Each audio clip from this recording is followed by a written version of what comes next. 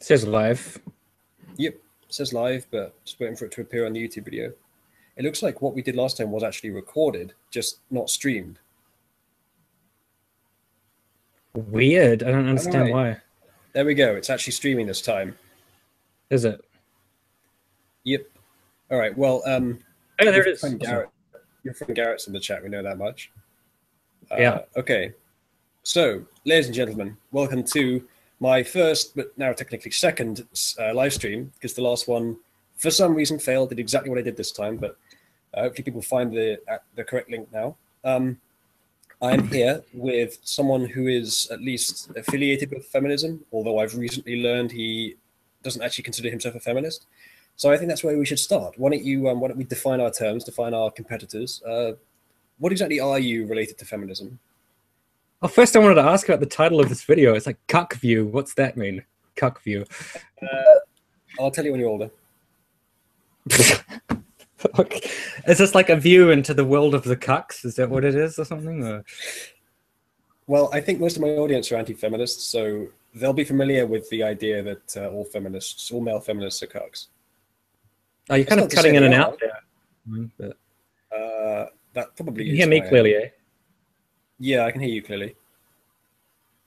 Well, like, I didn't still fully know what the fuck a cuck is supposed to be. I just know that, like, a cuck is a guy who lets other guys steal his women or something. People always call me that. They're always like, king of the cucks or something. And I'm like, I don't think I'd let anyone steal my girlfriend, or at least if they did, would probably break up. So I don't know what you're talking about. I don't think it's meant to be taken exactly literally. But it actually means something, do you think? Yes, yeah, it does. But most insults mean something before they're turned into insults for a completely different purpose. So you keep cutting out. I think it's the internet at my end. Right. Hopefully it's okay for the stream. Stream, how's my audio? The people in the chat say it's cutting out. Is it cutting out, chat people? No one has said so yet. No. Maybe it's fine. Maybe it's just my end. Yeah. It might be. I am seeing some lag issues here, some ping problems, but hopefully it's not too bad for the chat. So yeah. Right. Instead of just focusing on the jovial first part of my title, why don't you actually answer the damn question? I can say it. Are you really not able to hear what I'm saying? It just keeps cutting out periodically, but yeah. If you can hear me, then I guess I could just answer your question. Well, I think that is your end. My ping was fine when I said that. Do you want to turn down? Do you want to turn down your video quality, maybe? I don't know. Honestly, never done that. In the top middle, it says adjust bandwidth usage. If you set it to low or something. Yeah. I really don't think it's that. I think it might be your audio. Maybe. All right, I'll unplug this and plug it in again. I know this is like riveting viewing, but my audio, my video quality is now on low. So, does it sound better?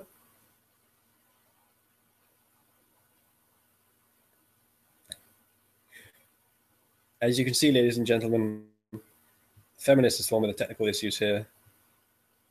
If only he wasn't such a cuck. I'm back. How's that? Oh, hello. Hello. Do I sound okay?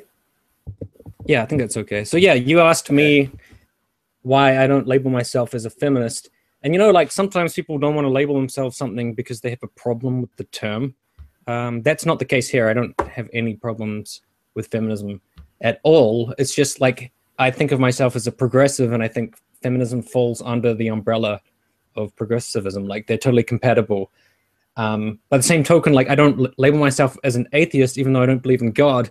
And that's just really a choice because I'm like, I don't really like the atheist community very much. So I don't really want to be associated with it. So I just prefer to be like an, atheistic agnostic or something. So that's just like a choice, really, Yeah, fair enough.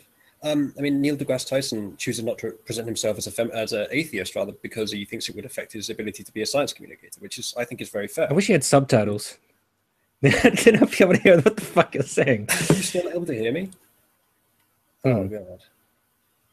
I'm going to turn down the bandwidth again. Do I sound better now?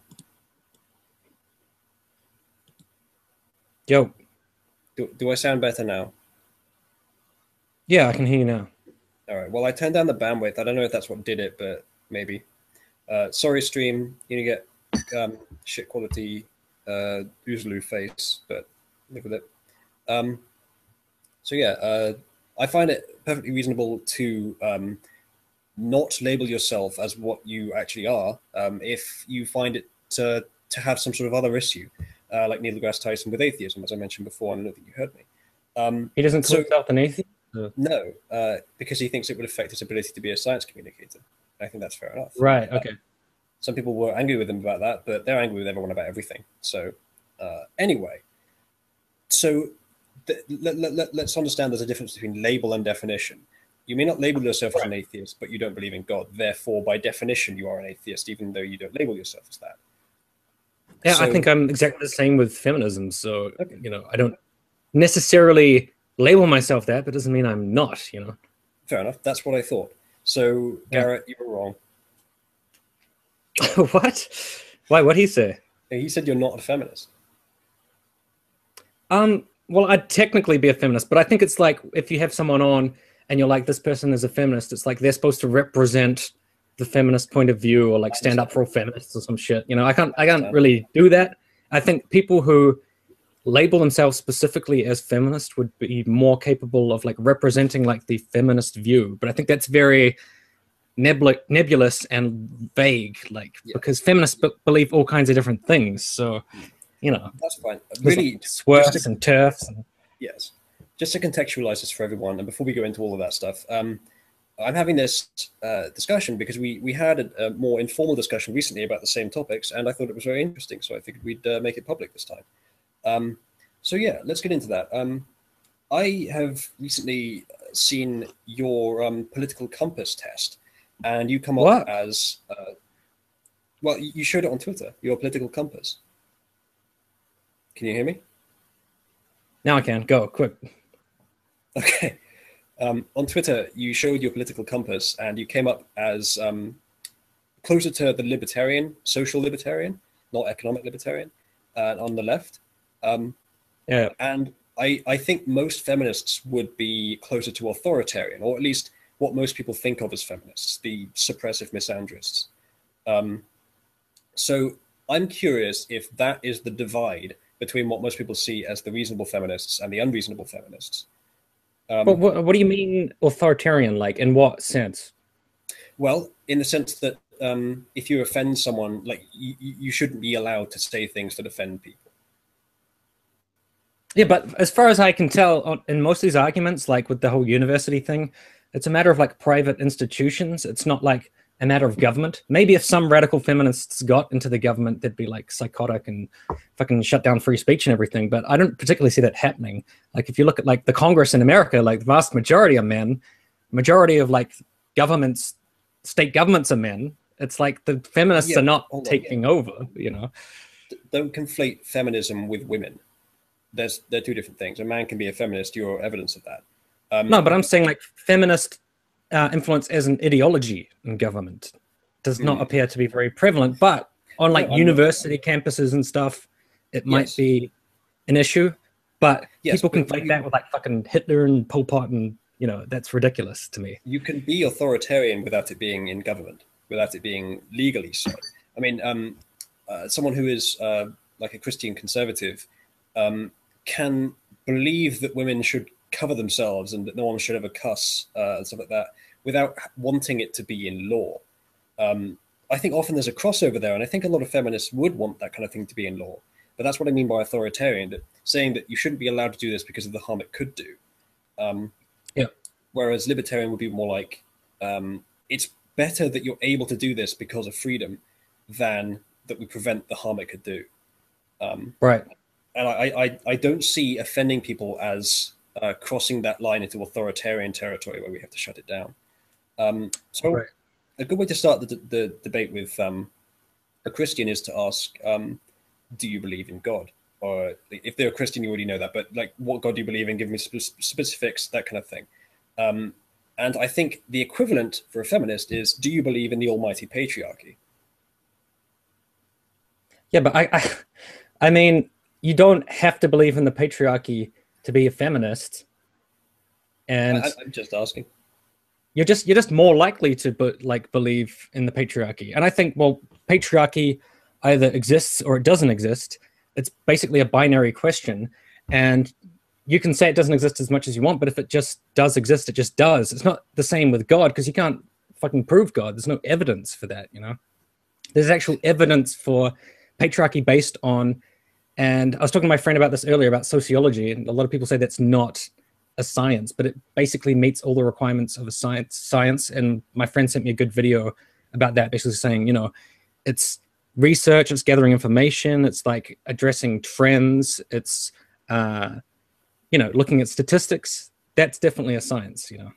Yeah, and you could definitely make a case for patriarchy, but you can't make a case for God. So I don't see how it's like I don't see how it's equivalent, basically. I'm not saying it's equivalent intellectually. I'm saying it's equivalent to each group. If you were to consider feminism as a cult, and I think some aspects of it are cult-like, then the god of feminism you can say that about anything. Yeah, you could. And some people take things to extremes. What I'm saying is the feminists that do take things to extremes pose patriarchy as sort of an evil god. And then they pose misogynists, who they basically say is everyone, as their cults, infidels. Who says misogynists are everyone? Like, literally. They tend to assign most people who would disagree with them as misogynists. They're critics, basically, or the infidels. I don't think I've ever been called a misogynist by anybody. Well, you do toe the feminist line quite a bit. What does that mean? I toe the, like, what do I do? Well, you claim that there's patriarchy, that kind of thing. I mean, can you define patriarchy? I didn't claim that there's patriarchy. I just said, like, it's not something that's disprovable just by saying I don't think there's patriarchy. Like, that's not like it's just like God is disprovable in that fashion because there's no evidence for God. But like I said, like when you look at statistics and actually like society and the fucking history of mankind, it's like there's certain evidence that patriarchy may exist. You can't just say, oh, I don't think that's a thing, and that's, you just leave it there, you know. There's patriarchy in Saudi Arabia. Do you think there's patriarchy in the US? I think like patriarchy is not the same everywhere. So if Saudi Arabia has a horrible patriarchy, which I think it does, and has a lot of like sexism and horrible things, that's basically just like a relative privation fallacy. It's like, it doesn't mean that everything in the United States is perfect, but I also think certain areas in the United States are pretty good, you know? So it's definitely, they're different places, obviously. I can't just say everything's the same. Like, it doesn't make sense to me, yeah. I'm not claiming that they're equivalent. I'm just asking if they fit the definition of patriarchy. And I'm not really sure what that definition is, but it is sort of a central tenet of modern feminism, in my view. You're kind of cutting out slightly, but... I think that might be my end, but I'll go again. I'm not saying that just because feminism, just because patriarchy is worse or is very obvious in Saudi Arabia, that therefore there is none in the US or anything like that. I'm just saying that, God, I did this just fine just now, but you maybe say it again, damn you. Yeah, it's just patriarchy seems to be sort of a central tenet of feminism. I'm curious what your stance on it is, just to try and get a start in this conversation.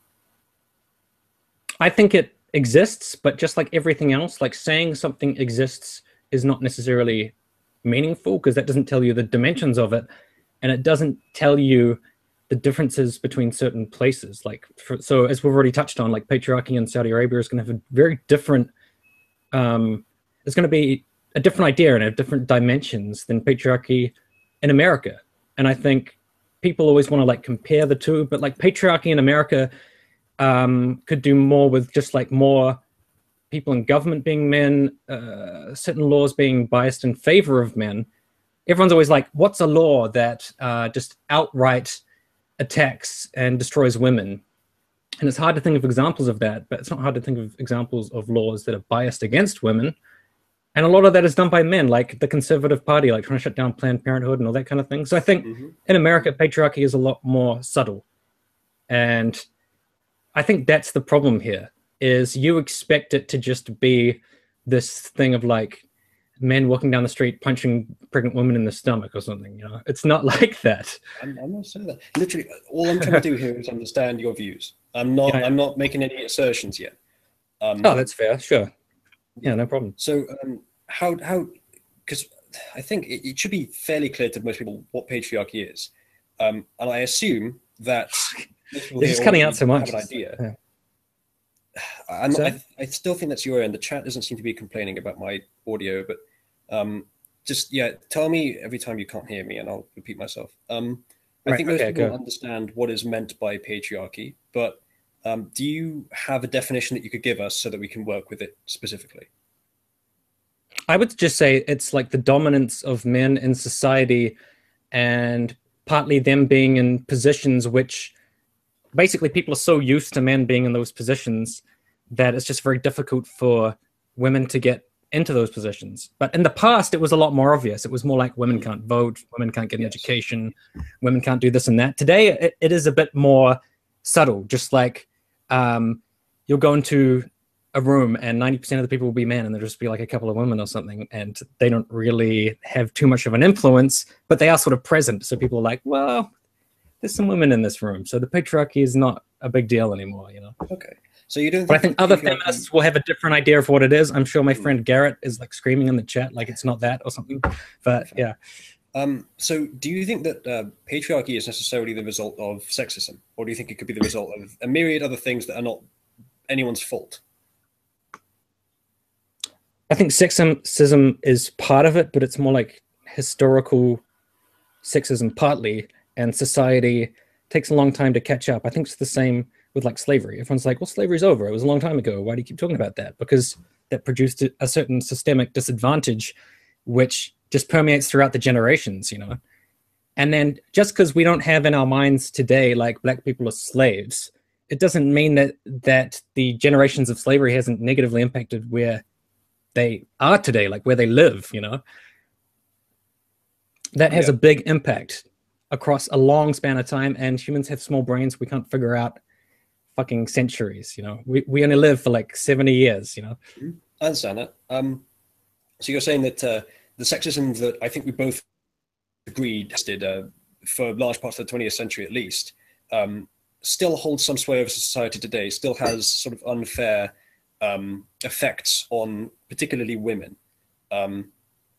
Or is it just that systems that have been built, societal systems that have been built in that time of sexism haven't quite moved on, even though the people that use them aren't sexist, the systems themselves are? Every time you talk, you cut out. I mean, maybe I should just turn off my video. I don't know if that would help. People are saying it's your end on the chat. They're saying that my audio is fine. Well, I don't know who this music fiend is. This guy's a motherfucking troll. Should I turn off the video or what? Try whatever, man. I'm not sure. I can't tell what your hardware situation is. Well, it's just so that I can actually hear you. Maybe that helps. Okay? Yeah, you didn't cut out so crazy. I can hear you fine. I can hear you fine. So I don't think it's your internet unless it's just your download. It might be some audio equipment you've got. Well, you're not cutting out now, so. Okay, well, let's hope it stays that way. So where were we? I'm trying to hide my face, you know? I'm pulling a fucking Devin Tracy right now. Like, don't look at me! True docs time. I'm bald. We actually have a Devonite in the chat. I don't know. I'm not reading what you're saying, but...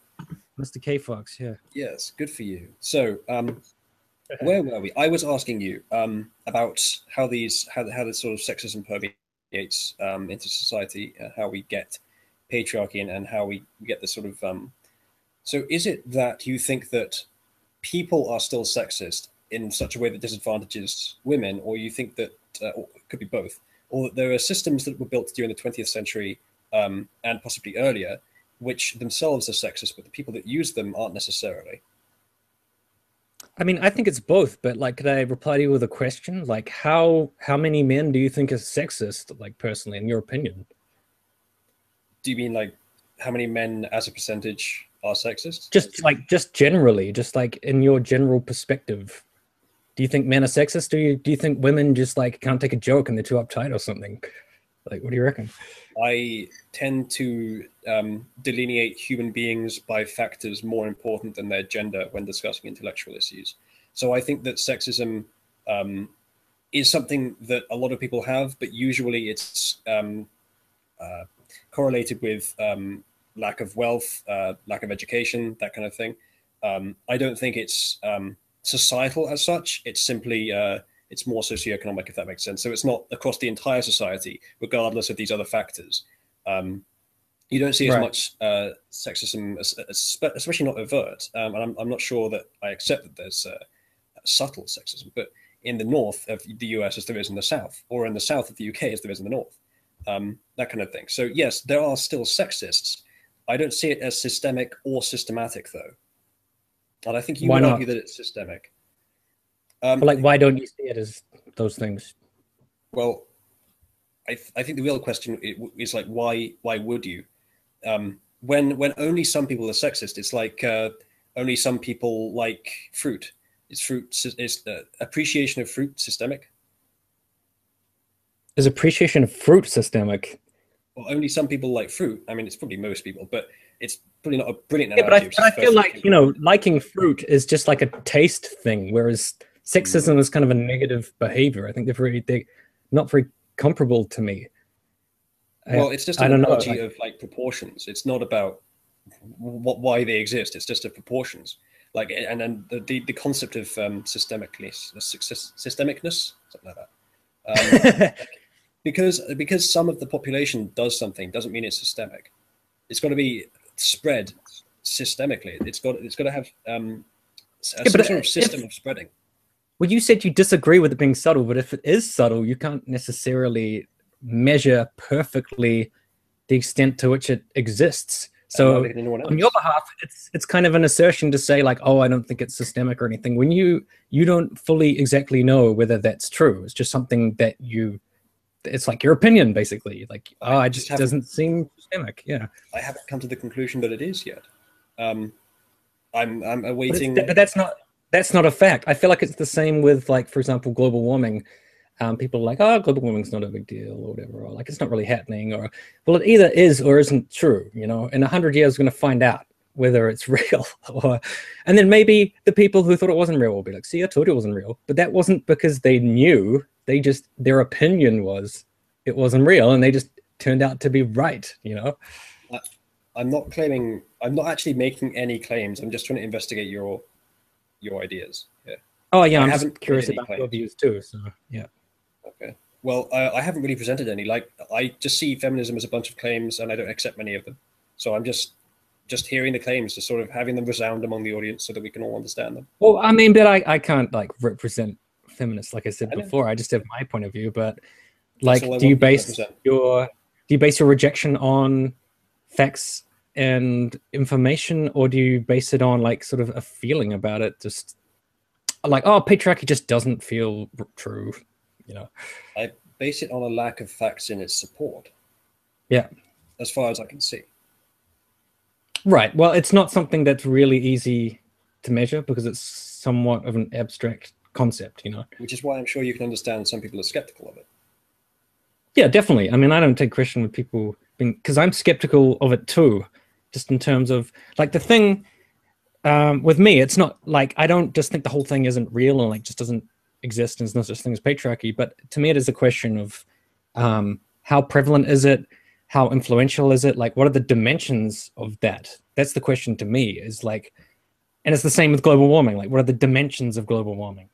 It's not necessarily to me, is it true or false? I think like, yeah, there's some extent of like patriarchy, but what does that mean? Does it mean the stuff anti-feminists say when they're just like, oh, like some radical feminists said patriarchy is this, so they said it's that, or like people are yelling and they're saying patriarchy is this thing, you know? Does that mean that's what it is? I don't necessarily agree with that either, you know?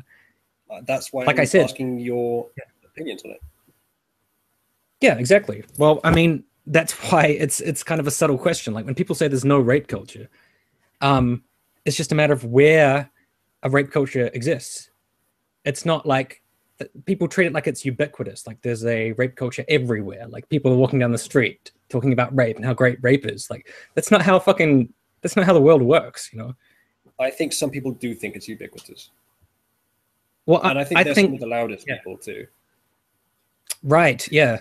The reason I'm here talking to you is because I know that not all feminists are crazy, even though some of the loudest ones are. Well, you don't know if I'm crazy yet. I could be. Well, we have had a conversation. You can call that the trial run if you like.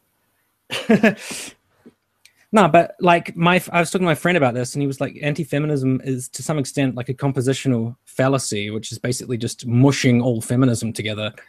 It's kind of like, if these loud, annoying, psychotic feminists have a specific view of patriarchy, that means patriarchy doesn't exist, and it couldn't possibly have slightly different dimensions than what these crazy feminists are saying, you know. But I think it's a lot more complicated than that. That's what the anti-feminists are anti, if nothing else. And I mean, when you say patriarchy, it's a word that could easily be explained with other things. Like when you say that there's some sort of like systemic or systematic dominance of one gender in society, do you not think that looking at it through different intersections of factors might get the same result? Like, for example, socioeconomic status. Class, right, but why would like, you just... Sorry, cut you off. No, go on. I was like, but why would you just, because there's socio-economic issues, you just be like, so I just want to throw the word patriarchy out the window, like, no, just because I don't like it, whatever. It's not about the word. It's about the idea that one gender is dominant because of sexism. Or, I mean, patriarchy doesn't necessarily have to mean that, but if we're going to say that one gender is dominant, then men, like biologically speaking, men naturally tend to be more dominant than women. Therefore, obviously, this like very, very watered down version of patriarchy that generally in society will have men in dominant positions, that is going to happen biologically. Is that what you mean by patriarchy, or does it go further than that? Well, I wouldn't say that men being dominant or just overbearing, because I mean, like, that's one of the hallmarks of oppression, is just someone who's like more powerful in some way, basically taking another group and like squashing them. And I don't think that's a good argument as to why like men should always be in power, just because they're more, you know, they're more strident and they're more forceful, you know. Not an argument as to why they should, just an explanation as to why they might be. I mean, right, but I think in the modern era, you know, that can change, and I think that's a matter of like getting over systems of oppression in the past, like slowly opening up people's rights, and then equality will be like more achievable, because just because it can change. It's not a case. It's not like how it used to be, where men can just do whatever the fuck they want, and maybe that'd be ideal for us. Like ideal for men would probably, you know, back in the day, we would have enjoyed being the fucking masters of everything. But I think that's the matter. Like that's the case of like things becoming modern. It's like, you know, overcoming that kind of thing. Yes, but just because there isn't. Oh shit! You've cut off completely. Hold up. Hold on, that might be my audio. I turned the video quality up. Well, tell me if replugging the audio fixes it. Oh, are you back? Oh yeah, you're back. Can you hear me okay? Yeah. Good. Okay, so just because there isn't equity in positions of power in like societal dominance between the two genders doesn't mean that there's sexism. Doesn't mean that sexism has anything to do with it necessarily. It doesn't mean there isn't sexism either. So no, I'm not claiming that there isn't. I'm just not believing that there is. At all. I'm not claiming. I'm not believing that it's systemic. That it significantly affects like the positions of power of men and women. I think that some individuals are sexist, absolutely, but I don't think it goes much further than that. But I think, you know, Richard Dawkins had a good line on like evolution and like survival of the fittest or whatever it is, natural selection or Darwinianism. He was like, I would not want to live in a society that was based on that, because we're humans, you know, so we have the ability to do things higher than animals. However, it is a fact, like in nature, you know. Yeah, that's why I call myself a liberal socialist. Like, what's that? That's why I call myself a liberal socialist, because society shouldn't just be like capitalistic Darwinianism or Darwinism. That's it, social Darwinism. Right, but like, you can't make the same argument for like genders, like, oh, men are like physically dominant in there, but they're more forceful, so they should just take over everything. Like, here's the thing: in society, what denotes power? It's money. So it's not gender; it's money, because a woman can be more powerful than a man. Like there are tendencies there, but that's not the kind of thing that that actually matters to society, because all that society can really affect is money. Right, but so this systemic thing you want to try to force equity. Yeah. When you want to try and force equity, the only reasonable way to do that is to do it in sort of socialist way, where you put social safety nets. You assist the most economically disadvantaged. You don't assume that one gender is disadvantaged. and then assist them over everyone else. Yeah. Oh, sorry, cutting off. Well, I think that's a function of, like, for example, why Black communities might need help is because those communities just are poorer. And then there's like many different reasons and factors as to why those communities are poorer. But then people like come at you with like, oh, but so you're just saying like Black people are poor and they need handouts and this kind of thing. And it's like, no, no one's saying that. They're just saying, you know, this particular community has been disadvantaged, so they kind of need help. So, you know, I think I can solve that problem for you. You said that Black people generally they tend to need help because their communities are poorer, right? That's the reason that they need help. Yeah, yeah. Right. So just focus on the fact that they're poorer, not the fact that they're Black, because there's white communities that are poor as well. So if you help the people that are poor, it's like people who pretend to be colorblind. You like Stephen Colbert, his character's all like, oh, I don't see race. I don't know what race you are. I can't tell what race people are. But that kind of race blindness, I think, is actually a negative thing, because then you're just ignoring the fact that a specific community is struggling. You know, you're just like, oh, you're just the same as everybody else, whatever. Like, let's just forget about all that history. No, we're not trying to say that. But like, okay, if there's some reason that Black people are struggling more than whites, then that reason will be overcome by just like helping everyone that's poor. Naturally, more Black people will be helped than whites, if that is the case. Well, you don't need to force it through Black people. You can just do all poor people. Well, not if the racism that you might say is not systemic and you might deny it existing. I don't know, like maybe the same with the whole patriarchy thing. If that does exist, then what you're saying is not necessarily true. But if it doesn't, then I think you've got a case. Well, I'm not sure. Like, I don't think that racism is systemic. Perhaps in certain professions and environments, it might be. Like in the southern states of the US, there might be some systemic racism. Fuck, you're cutting out again. But yeah, I think it's your end because your audio is a bit fucked up. All right. I can unplug my... Just keep talking, I'll plug in my mic again.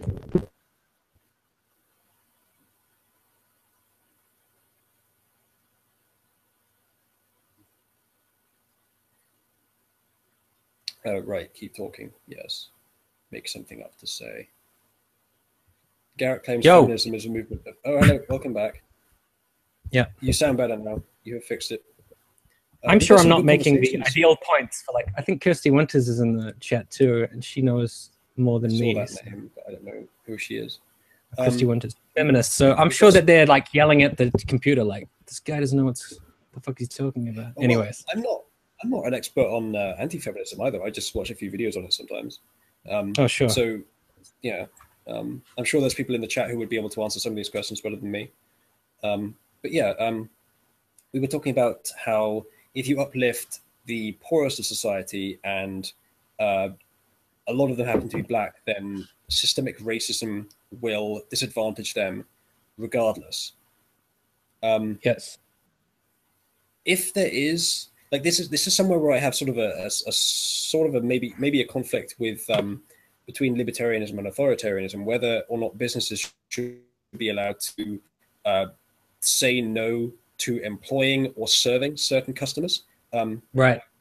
But the thing is, like, are there any businesses in the US which are... okay, I think we both agree to start with that there aren't any businesses in the US which are going to say we don't employ Black people. That just doesn't happen. Well, they're not allowed to, are they? Exactly. I don't think they are in the US, no. No. What proportion of businesses, and we'll say, like, you can say both in the South and in the North of the US, or in the poor and in the rich states. What proportion of businesses do you think wouldn't hire a employee who was qualified for the job just because they're Black? Oh, well, I think that's not overt, so it's very difficult to measure. Yeah. So if a Black person applies for a job, they can make up some excuse. They could just be like, and you wouldn't know that that was racism. So that's why it's hard to gauge these kind of things. But if there was, like, if you were in the South and they just weren't hiring Black people, but they kept saying, it's not racism, we just, like, they're not the best person for the job or they're not the best candidate. It could easily be racism, but you can't tell because, you know, they're not going to just say, oh, he was Black. Mm-hmm. No one's going to be that blatant. Yeah, At least well, I the universe assume. could easily have been made by God, but there's no evidence for it. Like, I'm not suggesting that you have crazy beliefs. I'm just saying that if there just because there's no evidence for something doesn't mean that we should assume it has any more probability than any of the other options. Yeah. What if the other options are that they prefer people who are better educated, and in the areas that they are, black people tend to be less well educated, therefore they tend to be hired less? Do you think that, for example, other factors could explain these discrepancies, if indeed these discrepancies exist between racial hiring statistics? Yeah, absolutely. But I also think that doesn't like negate the whole race issue, because like as we've said, like if more African American communities are poorer and therefore less educated, then not only can they potentially have this kind of like racial bias against them, they're also going to have the socio-economic bias against them as well. So it's like a double whammy, you know? Whereas you might Yeah. say maybe that cancels the socio-economic thing, cancels out the racism, or kind of overrides it. I would say that they would probably work together in a very negative fashion. I understand that. So what you're saying is that if black communities tend to be poorer, tend to be less well educated, they will also tend to be more sort of racially disrespected, if you like, because that means that black people are more likely to commit crimes. Another debate I don't really want to end up having again. Yeah, it's a whole nother one. But yeah, because they tend to be committing crimes more, they tend to have less high-paid jobs, that kind of thing. So you think that would increase racism in certain areas, and I can understand that perspective. But then surely the solution is still just to improve the education and the poverty and that kind of thing. I don't think it. Well, that's real difficult. Maybe it does increase racism in the sense that the more black people you see that are poor, the more likely you are to create these negative stereotypes in your head, you know, because you're not seeing such well-off African Americans or black people. So maybe in the back of your mind, you're like, oh, that's just what they're like, you know? It's possible. I hadn't really considered that angle, but that could be true as well, you know? I mean, do you have a different perspective on that? You think it's socio-economic mostly? I think that if you want to solve these problems, you aim for the economic side of it. Like, if there is systemic sexism, as you say, it's likely subtle in almost every case and not easy to tell that it's happening. Well, sometimes it's not subtle. Like I'd say in the case of the men's rights movement, sometimes it's pretty overt. Well, I don't know much about the men's rights movements, only that I've seen some of their statistics and they have some pretty good points, but I haven't heard any of their rhetoric. Right. Either way, what I'm saying is that, what was I saying? Damn it, Tim. Damn feminists, always interrupt people. Oh, shit. Sorry, man. I forgot what I was saying. All right. So I think I was saying that I think the solution to these problems is to focus on the economic side of it when you're trying to tackle poverty and lack of education, lack of healthcare, that kind of thing. If you focus on race, you're going to miss part of the problem, and I mean that itself is kind of racist. If you're going to only uplift black people, you're going to miss poor white people. There was something else I was add to that. It's not an either or. It's not like society is just going to magically run out of all resources if you help black people. It's like, we can't help the whites anymore. Like, oh, I want some help. Like, sorry, you're not black. Well, that's kind of a all or nothing argument. I'm not saying that, you know, either we only help blacks or we only help whites and both options are bad. Like, I'm saying we don't focus on race at all. We just help the people that are poor regardless of their race. Well, it sounds very, I don't know if it was Reagan who said it. Somebody said like a rising tide lifts all boats, or like fucking Mitt Romney, like we have to grow the pie, this kind of thing. Whereas I think you do have to reallocate resources. So. I'm not saying you're conservative, just like it reminds me of that rhetoric. They're both conservatives, and those sound like pretty socialist ideas. So I don't know. I'm not sure if that's what they meant, if that's what they said. It's because they say growth is how you fix society. Well, economic growth, I'm not an economist or anything, but economic growth is essential to get the economy like moving, to actually enable socialism. You have to have growth, and societies, economies almost always have growth, even during recession. Yeah. Well, okay, for large proportions of recessions, they have some growth. Right. But I don't think that's the point I was making. What I'm saying is, if you don't focus on race, you're going to like catch more poor people in your nets. You're going to lift more of them up. if you don't focus on race. So I just, like, if there's some I don't other... know if it's necessarily true, but I can see that it's sort of a different perspective. I think it's tautologically true. I think it's true by definition. Like, if you say, like, here's 100 people, 50 of them are black, 50 of them are white, and 50 of them are poor, 50 of them are rich, and we want to find out the 50 that are poor so we can help them. Right. Do we say poor people? Now, to remind you, we're looking for the poor people. Do we get the people, or do we get the black people? Like, it's tautologically true. If you're trying to help people who are poor, you help people who are poor. Not Sorry, you're people who are kind of black, cutting out a even bit. though, Were you saying? I think that was my end. It's so annoying how it cuts out like that. That's all right. You're saying I'm that just saying, like, yeah, making the assumption that the poor people are the black people? I'm saying that Oh. just because, like, okay, so if you have this, like, 50 white, 50 black, 50 poor, 50 rich, you're going to have, if it's a fair representation of modern society, at least in the US, you're going to have slightly more blacks who are poor, slightly more whites who are rich, right? So does that mean that if you're trying to help poor people, like, you're trying to target the poor people, should you just focus on the blacks, or should you focus on the poor people? Like, I think it's tautologically true that you would focus on the poor people because that's exactly who you're after. If the problem is economic, you focus on the economic problem rather than the racial problem, which seems like tangential to me. Right. I hope everyone in the chat caught everything you said, because to me it was just kind of kind of shit. But yeah, okay. So I think, yeah, it's just a matter of having a difference of opinion in terms of like how prevalent is racism and sexism. That seems to be the main point of contention, I think. I think the main point of contention is the one I just brought up that I don't think you heard me. So can you hear me okay now? I can, but the moment you start talking again, it will just cut out, but go. Well, let me know if it does. So I'll try and make it very concise because I've already said this twice, and I think the chat heard me both times. But if you have, if you want to try and uplift the poorest of the society, and you think that blacks are likely to be more poor than whites are, do you target the poor people or the black people? Like, if you have an economic problem, do you like address it in an economic sense or in a racial sense?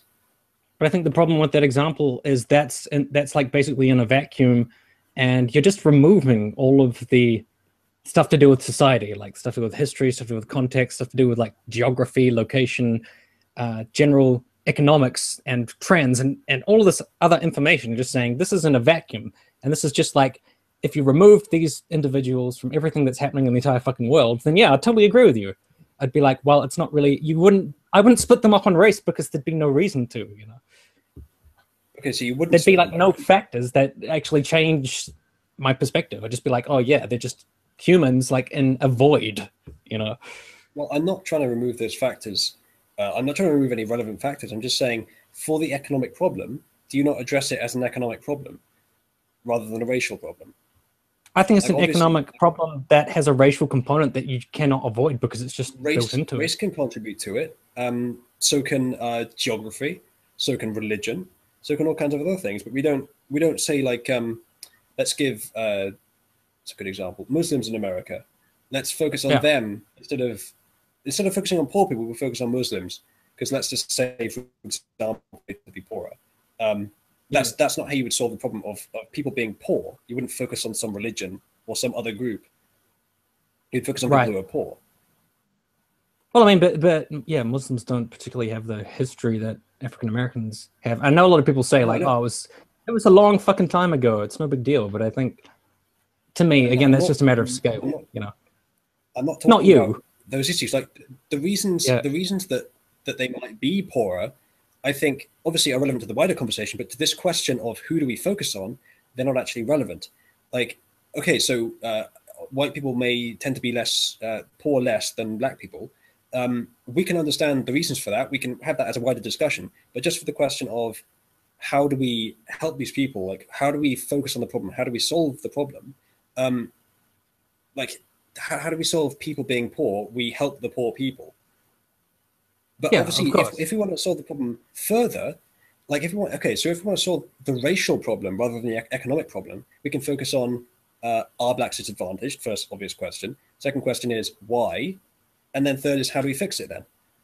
And Right. go from there. Like that's the racial problem and a racial solution. When we have an economy, it seems like you're trying to propose a racial solution and possibly a gender solution to the economic problem. You're trying to conflate class and race and or sex.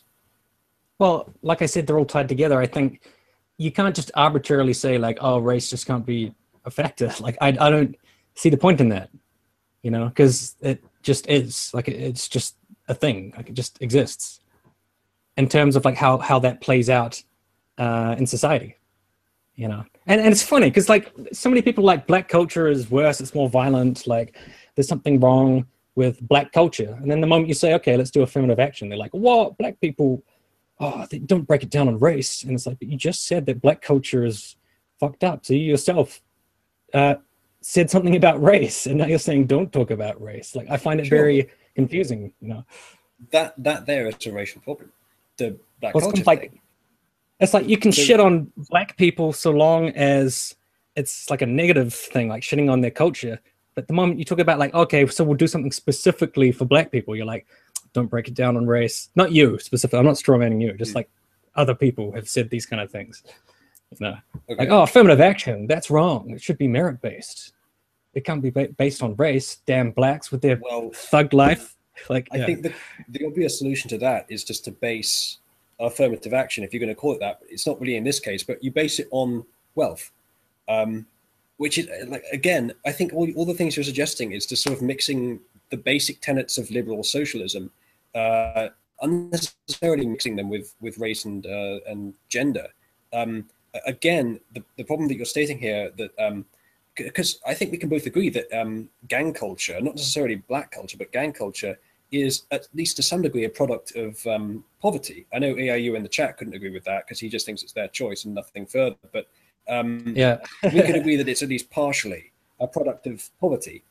And there's no reason to assume it's a product of the color of their skin or of their minute differences in genetics, or any of that kind of stuff. We can just say it's a product of other factors. And yeah, we can say slavery. That definitely could still be having some sort of society, you know, it could have some layovers from back then, some historical effects. Whatever the reason is, that's a racial issue. The fact that they're poor is an economic issue. And so if the solution is not necessarily to say, okay, black people have these racial issues, therefore let's give them economic help. I think that's just like a movement between different problems. So if most black people have these issues where they tend to be poorer than white, and some white people have other issues that make them poorer too, why should black people get more help than the whites in that case?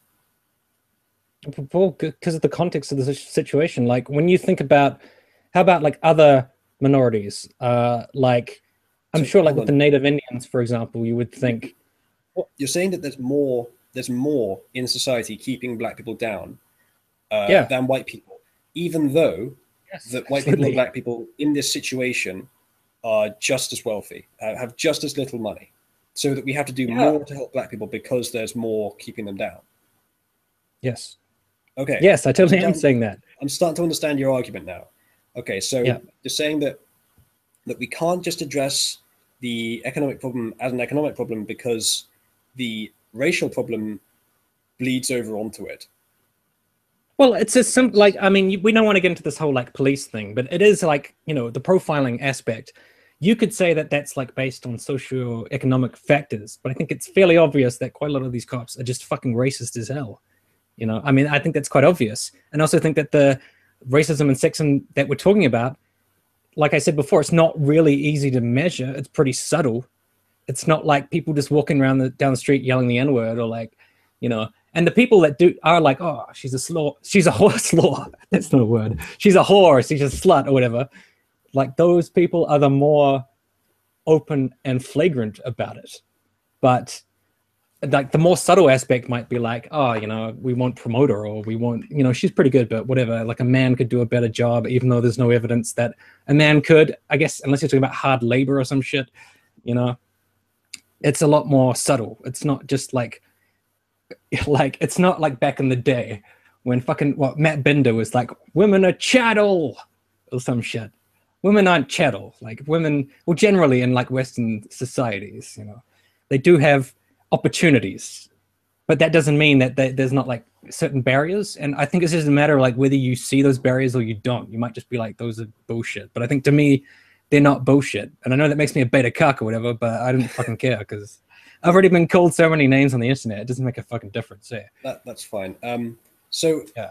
I think I understand your argument more now. So all you need to do is sort of prove these systemic racial biases, and prove that they aren't economic biases, and prove that they aren't some other intersection of cultural biases, some other factors. Well, isn't it hard to prove to people who don't want it to be proven, if that's possible? I'm not suggesting that you have to prove it to someone who's biased, or that the problem is that society at large doesn't think it's true. I think society at large in the West does think that kind of thing is true. What I'm saying is that you're saying it's subtle, therefore it's hard to prove. That's what I'm saying the problem is. You're saying that we address these economic problems with reference to racial problems, but I'm saying that the predeterminer for that is that we identify that these racial problems exist. Yeah. And I think that there are racists in the US, but that doesn't mean it's a systemic problem. So in your opinion, do you reckon a big problem with like feminists and stuff is they seem so strident about something that to you is hard to prove, and therefore they look like they're just taking it way over the top? Most of the feminists I've seen assume all of their premises are true and work on those. They assume but I think they're true too. I just think it's a matter of degrees. And I think they would take it to a much further degree than you, which is why I would refer to you, at least in reference to them, as a reasonable feminist. And I think that also you are a social libertarian rather than a social authoritarian. So I think that helps. Well, I mean, in that test that I think Autopsy 87 or Drew Shaw, that dude, the middle guy with the glasses, like he put up that test. And most of the like libertarian stuff was based on social issues. And it was just like, are you for gay marriage? I'm like, yeah, I'm for that. Are you for, I don't know, fucking abortion rights? Yeah, I'm for that. I can't remember if there was a gun question. I'm pretty anti-gun. But it was basically like, yeah, this is all social stuff. Because on the economic stuff, like I'm not libertarian at all. I'm more like Bernie Sanders style, I guess. So. No. Bernie Sanders isn't libertarian, economic libertarian. He's social libertarian. But that is actually a matter of confusion, because libertarian would be in the bottom right of that political compass, which is economically right and socially libertarian. And sort of libertarian, socially and economically are different things. And it's unfortunate the name is the same. But no, Sanders is quite far to the left. Sorry, you're cutting out there. But yeah, I think like liberal sort of means like allowing things. And people have a problem with that sometimes because they're like, oh, you shouldn't allow that, or you shouldn't allow this. So that's wrong. But libertarianism to me is more like not giving a fuck, just like letting everything go crazy. And I think that kind of works sort of with society, not on every single individual issue, but with economics, it doesn't make any sense because people just go on fucking cocaine fueled, you know, derivative binges basically, and just fuck the economy completely. It's like Wolf of Wall Street. So I think there needs to be like, it needs to be more liberal economically. Like we will allow this, we will allow that, but we won't let you just go nuts. Yeah. That basically is more towards the left, where you have more government control over private industry. You have and some government ownership of what would otherwise be private industry too. But that's a little off topic. Let's return to completely feminism. I have heard a term that I don't know what it means, and I want to know if you want to know what it means. Are you mansplaining right now Mansplaining to who? Can you hear me? Yo. Did you hear the question? Hello? Yeah, am I mansplaining? Yes. To who? I don't know. I don't know what it means. Tell me what it means. Wait, to Tom. Am I mansplaining to Tom right now? Yeah, I'm interviewing a feminist, so I want to know what this feminist term means. Oh, well, to me, mansplaining is just talking down to somebody because they're a woman. I see. I see. Do you think that that's a systemic thing? Do you think that happens at all? You cut out everything you say. Cuts out. I can't understand what you're saying. All right. Well. Oh, there we go. You're sort of back. Okay. It's just talking down to someone because they're a woman, and it's also not taking into consideration their perspective. You know, like if a woman was like, "Oh, I was being harassed the other day" or something. Sorry, I said that in a kind of sarcastic way. Like, "Oh, I was being harassed" or something, and then you were like, "Oh, come on, jeez, you weren't being harassed. It's just like that's just life. Ugh, get over it." It's kind of like fuck your experiences and like fuck your feelings and what you're saying. Yeah. Do you think I guess another woman could do that, but it's hard to picture it. Was that?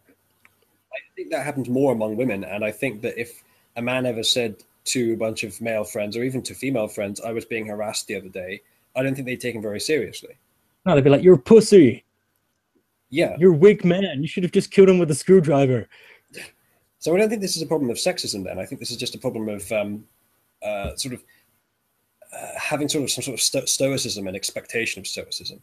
To me, it's just it's a like function of men being just stupid with women, basically. Like they're like, "Oh, it's a woman. She's all, I don't know, soft and weak or whatever. So I can just talk to her like she's just mentally deficient." Basically, I think that's what mansplaining is.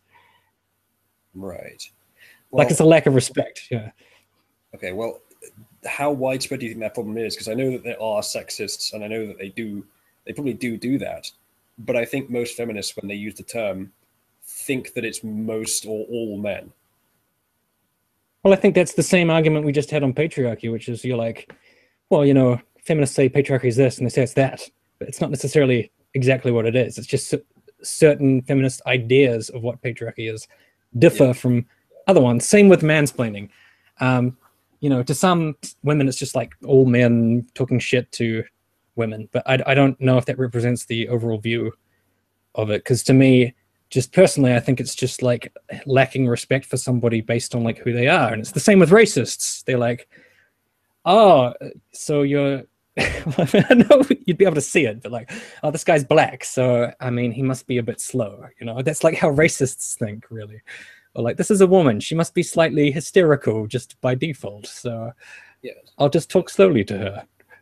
Yeah, so it seems to me like you would disagree more with the radical feminists than you disagree with me right now. Well, I mean, as my friend pointed out, yeah, like all these terms, like, you're just sort of using them as a way to explain things that I disagree with your perspective, and I disagree with some aspects of what you said, like minutia for the most part.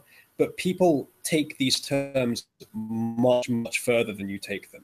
And I think you would disagree more with that kind of feminist than with me on these issues. Well, yeah, like, you know, Garrett, who's my friend in the chat, I was talking to him earlier, and he was like, "Well, you know, is Tom aware that there's like SWERFs who are like sex worker exclusionary radical feminists, and there's TERFs who are trans exclusionary radical feminists, and there's a whole range of other feminists, and there's like Tumblr feminists, and then just general feminists that people have a lot of issues with.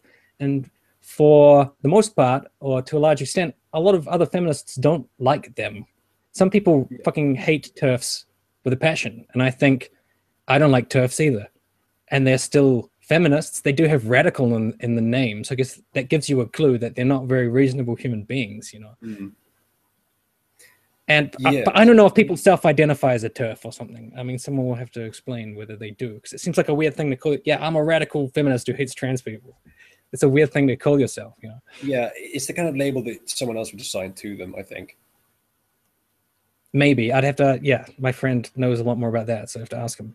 Like the term regressive, which almost no one, especially no one in the chat, seems to know what it means. Everyone in the chat can give me a definition. I mean, Tracy or whatever to like Devin Tracy, regressive just means someone I don't like or someone who was a dick. It's if you're a dick to me, you're aggressive. It's the word for the infidels in the cult. That's it. It's like kufar or whatever it is for Islam. Infidel, apostate, whatever. Yeah. Well, apostate, someone that left, which I'm sure like there are some people in the chat who kind of fit the definition, but whatever. We've got quite a lot of viewers, quite a lot of dislikes, and I'm guessing that most of those are from the fact that someone linked the stream to him. But yeah, I hope you're all enjoying it. Oh, whatever. Well, I mean, I already had an idea of the chat when I looked at it, and the guy was like, "This guy seems like a faggot," and I was like, "Okay, this is a really friendly audience, isn't it? This is going to be like so positive." I did bill you as a cuck, to be fair. Cuck of you, yeah, I appreciate that. Well poisoning. Well, for comedy though, like poisoning village wells is always funny. That's true.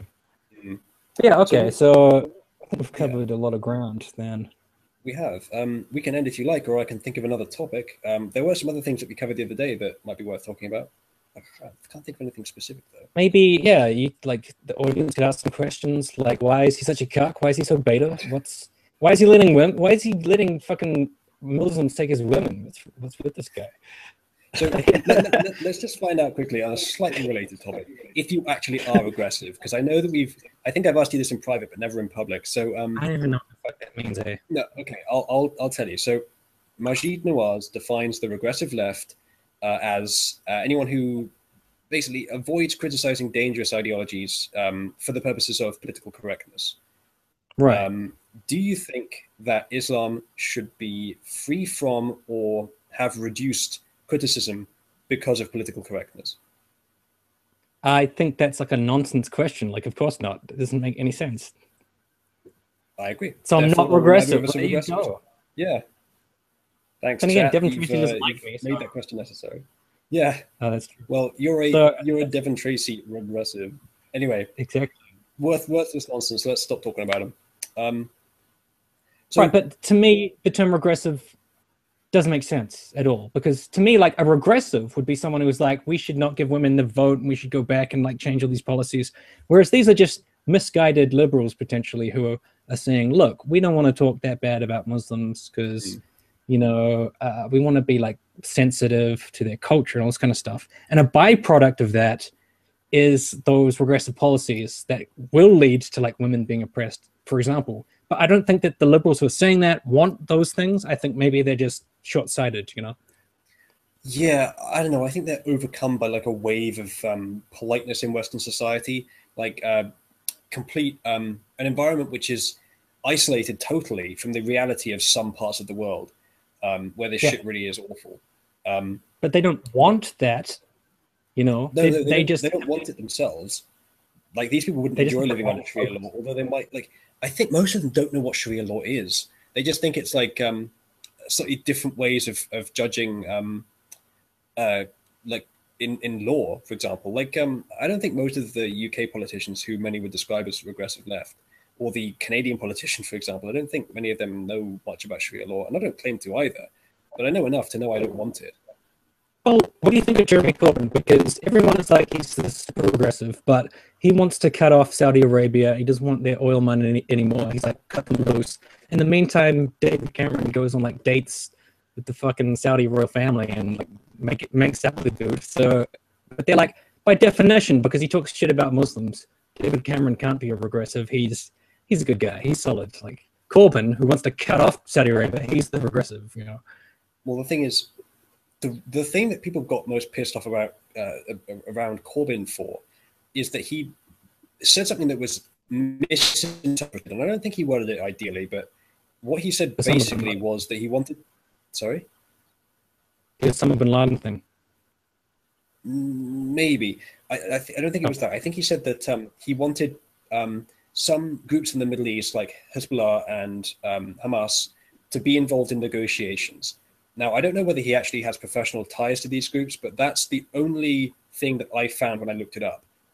And he's clarified this point lots of times. And actually, one thing he did, which I found cringeworthy as fuck, is one interview he had on Channel 4, where he was like really domineering in the interview, really indignant, trying to get his answer to this question out. And basically what he was saying is we need to have these people around the negotiation table.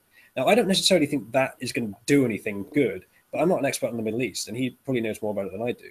Right. I don't think Jeremy Corbyn's perfect by any measure. I haven't looked into him much, but I think he's going to be a lot better for a lot of different reasons than Cameron. So yeah, I'm happy to give him a chance. Right, but I mean, like, bringing Iran to the negotiation table has been a positive step. It's just a lot of people hate Iran so much that they're like, this has to be bad by definition. Just having them at the table means that the Sharia is coming to Alabama or some shit, you know. But they have been forced to reduce their military stockpile. And I was watching like the Republican debate, and the regressive scumbag from Fox News was basically like, you know, all of the stuff with reducing the stockpiles, that's all that's going to be left to cut when you get in power. So if you break up the Iran deal, you're just going to like let them have nukes. Like, is that what you want to do? And then all they can do is just lie about the deal and just say, oh, but the deal is already going to give them nukes. You know, it's just, they just make it up. It doesn't fucking make sense. Tim, can you replug your microphone? Because it's fucked up. I can just replug in. Hey, chat, if you're so bored, why are you still here?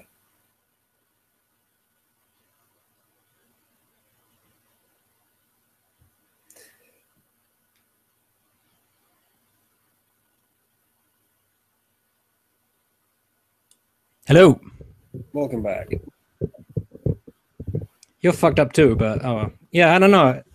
Any other topics you want to discuss? I think we had a better discussion on this in private, ironically, on the feminism topic. And I'm not coming up with anything right now. Because there's issues I could ask you about, but I know what your answer would be, because the issues that I would ask to people who actually are regressive, by that definition of the word, like the oh, I'm regressive as fuck to some people, so there you go. Like the genuine rape culture that's going on in parts of Sweden. But I know that you're not afraid of criticizing Islam or Muslims, so I don't have any disagreements with that.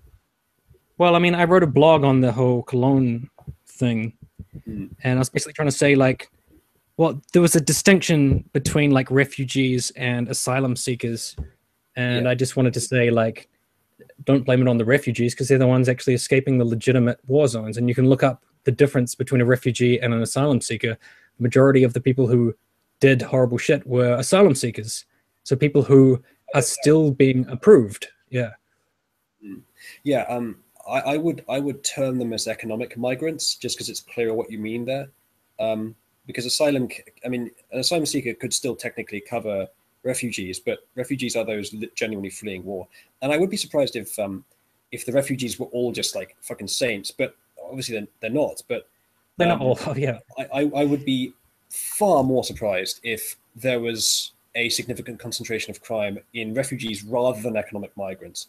I think this situation with the war in the Middle East is allowing loads of people to come into Europe because Europe is a compassionate place, and it's a bit too compassionate, and so loads of other people are taking the opportunity to come in as well, and that's causing lots of problems as cultures clash. Like, I think multiculturalism, in a sense, is a really good thing, because what you get is multiple cultures mixing, and the best of each of them becomes dominant in a culture. The only problem is when those cultural traits become isolated, the cultures become isolated within the same culture, and that's multiculturalism that isn't working. When it does work, I think it's great. Like when you get like Indian takeaways is a good example. Like, people in the UK love Indian food, and that is a product of multiculturalism to an extent. And it's not the same as what's happening now with Islam, but it's similar. Yeah. I mean, an atheist I'm friends with, an atheist I'm friends with today tweeted out like how nobody talks about Hindu culture being negative. And it's true, like in India, they've got the largest amount of child brides. So it's like you love Indian curry, but you don't go there and think about all the child brides who are being abused in India. Exactly. That's one of the things that you would take out in multiculturalism. One of the things that when you're mixing, like, it may be that there are some cultures that have no positive benefits compared to Europe, but just because we're the most like compassionate and wealthy place on the planet doesn't mean that we have every part of our culture right. It doesn't mean that we've explored everything that one could have in a culture. Yeah, of course. That's why if you mix cultures, you can get the best of other cultures and leave the worst. And pretty much every culture has some sort of unique food. That's a good example of multiculturalism that can work. When you talk about like moral issues, Europe has it right on pretty much everything. What? What do you mean? Europe has it right on almost everything. What does that mean? Well, if you're talking about the best moral system for building a functional society that also fits in with human empathy, most European. What about America? Well, America is social. America fucking ran away from you people. 14 times more homeless people per capita than the UK. Yeah, you're shitting on George Washington right now. I'm shitting on someone. Freedom? What about freedom, buddy? What about it? Also, the Japanese would probably disagree. They think they're pretty hot shit. Yeah. They think they're better than the Chinese and better than the Koreans. They have a pretty fucking sexist culture. I mean, I'm no feminist, but I'm aware about clean cities, though. Yeah, I read a book about that. Women having a baby basically destroys their career, and they get demoted to part-time work for the rest of their lives, basically. But yeah, they think they're pretty superior, the Japanese. Well, we could drag out the old horse for a quick beating if you want to go over the wage gap. That's a good one that people bring up. Just so people understand. I don't think I'm about to produce a bajillion fucking graphs and statistics that will just change everybody's mind about this issue. But we can go over it anyway. Unless you want to, if you want to end this, that's fine. We'll probably do this another time. Maybe I'll be more organized next time. This, ladies and gentlemen, was a very impromptu stream. Maybe I'll do another one, and I'll do it without using Hangouts. I'll use OBS or something next time. But let's just cover this quickly. If we allow as an axiom for this discussion that women earn 77% of what men do overall in the US, right? Can you identify sexism in that? Well, if you don't want to label it as sexism, you could just say that it's like a learned system which has been in place for a long time and just people are used to it. So it could partly be complacency if you don't want to put it in a sexism, I don't know, lens or whatever. If you don't want to look at it that way. It's like, we're just used to men being in positions where they earn more. And partly, like, because we talked about it before, like raising the minimum wage would help with that situation. Partly. So I think there probably are some things we disagree on there. I'm surprised because there aren't as many women in science, technology, education, or engineering and mathematics. They're the highest paying jobs. Do you think that could instantly skew the statistics and not in a way that indicates sexism? Potentially, but that just comes back to like the job choices argument, right? Like women don't want to be in these roles. That's what everyone always says. Not just job choices, but just biology. Not even socialized either. Just biology. I pretty much reject that. I mean, like biologically, women don't want to do science. That just doesn't make sense to me. Brains are biological, is what I'm saying. So women have different preferences biologically, and so they'd be less likely to go into STEM. Yeah, but like boys are falling behind in school now, so I mean that might slowly start changing. And then when men are falling into the minority, I could definitely picture them complaining very strongly in a fashion which it might seem like women are complaining now, and then that will be kind of hypocritical when men are like, oh, there's no men in STEM, we're being like persecuted and stuff. I really think it depends on who is in the majority and who feels like they're being oppressed. Really? They would still be wrong if they said it was sexism. I mean, unless it actually is sexism, if you can show evidence of it. Maybe one day it will be. Who knows? But if there's evidence that it is, that's fine. But saying that 77 compared to 100 as an aggregate of all jobs, that doesn't indicate sexism. That indicates any number of mitigating factors, and then sexism might be in there. It might be in there, but crowded out with all these other things, it's unlikely to be very much of it. But that's why I said complacency, because we have been so used to doing things a certain way for so long that if women want to like buck the trend and go into STEM and like change the point of view or like what women should be doing, everyone's going to complain and be like, oh, but that's just like not really what women are supposed to be doing, you know? They're supposed to want to do these other jobs. What if it's not about what women are supposed to be doing? What if women just don't want to? What if we try to encourage women to go into STEM and for the most part, they just say, nah, I'm good? I think that's a possibility, but I also think it's probably not as simple as them just saying, I don't want to. They might also feel like, you know, if they have children or if there's certain things in their life that get in the way that they don't like choose to do those roles. So it could be things in their lives too, you know, or it could be an element of just difficulty getting into these positions. That's another possibility. So I think there's a range of possibilities, really.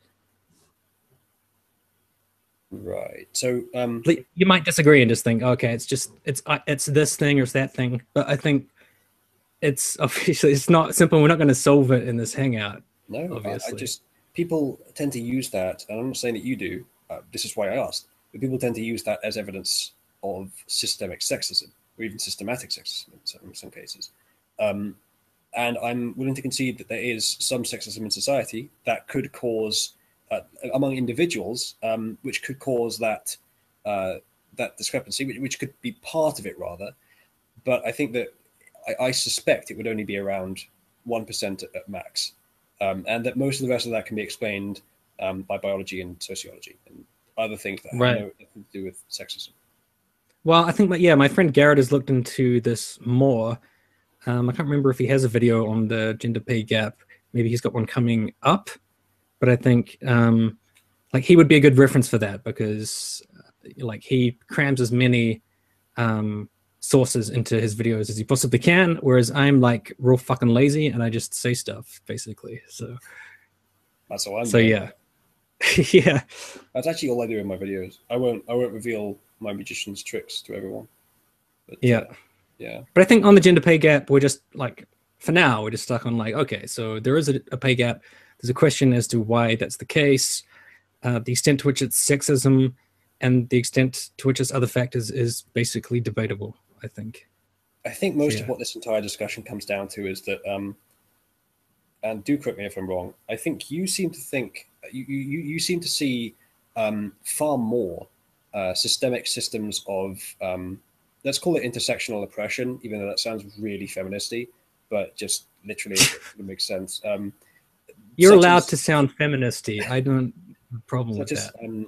Racism and sexism, that kind of thing. You see it as being more systemic than I do. Yeah, definitely. I see it as being, if it is systemic in any case, then it's minimal and it's based on other factors which are easily explained, like wealth.